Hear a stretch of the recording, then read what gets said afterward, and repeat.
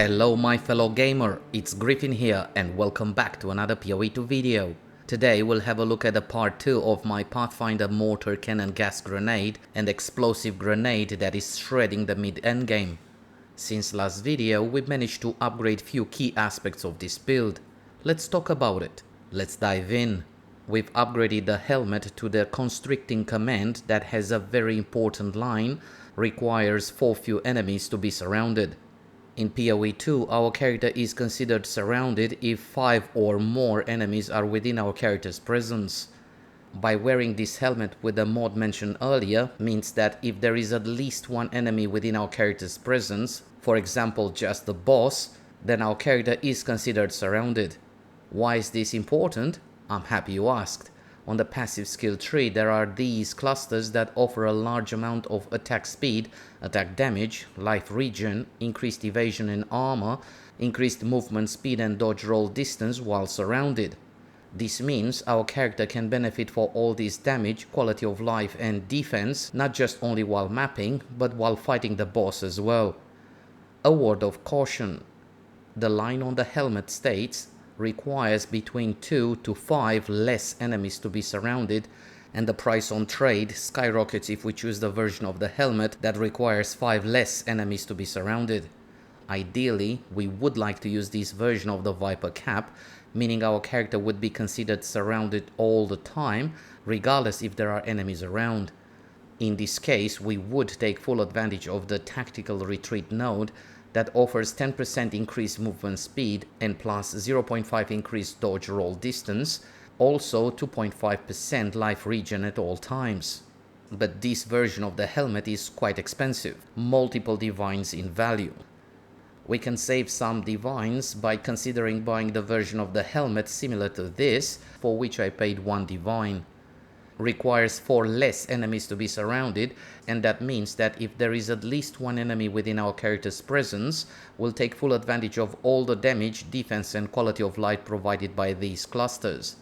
I wouldn't buy the helmet that has the line requires 3 or 2 less enemies to be surrounded, because it would mean that if we just fight the boss and doesn't have any adds, we wouldn't get any of the benefits from the surrounded nodes mentioned earlier.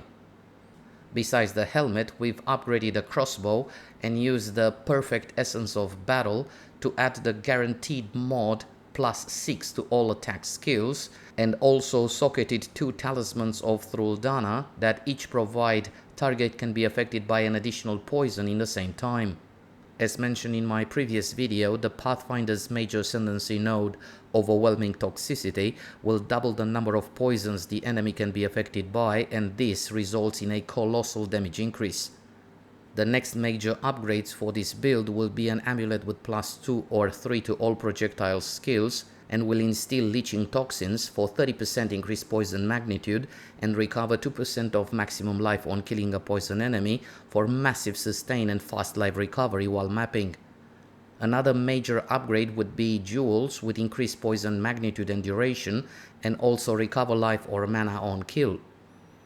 Regarding gems, we've upgraded explosive shots to 5 links and updated the supported gems to poison 3, projectile acceleration 3 that provides increases and reductions to projectile speed, also apply to projectile damage, and also offers 40% more projectile speed. Besides that, we're using bleed 3 for 100% chance to bleed, admixture for 20% more magnitude of bleeding inflicted on poison enemies, and 20% more magnitude of poison inflicted on bleeding enemies. The rest of the skills and support gems are the same as presented in the previous video, the only difference is that there are level 18 gems now.